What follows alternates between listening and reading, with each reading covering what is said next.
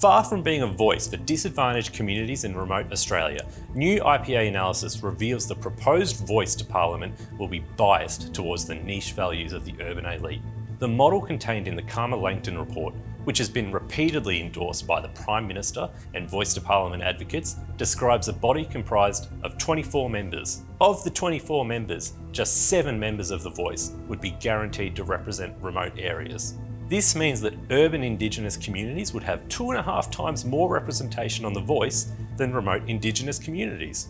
According to the best available federal government information, there are approximately 356 language, social and nation groupings of Indigenous Australians across the nation. Just 4% of these communities are in urban areas. In contrast, more than 7 in 10 Indigenous Australian communities are in remote areas. In other words, only 30% of the seats on the Voice to Parliament in Canberra would be guaranteed for remote or regional communities, despite over 70% of Indigenous communities being in remote Australia.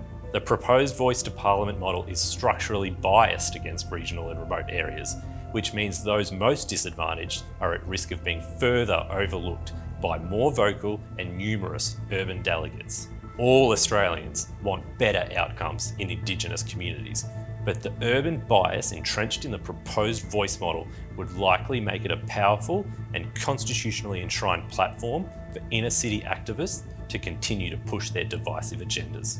To read more of the IPA's research on the voice, visit the IPA website at ipa.org.au.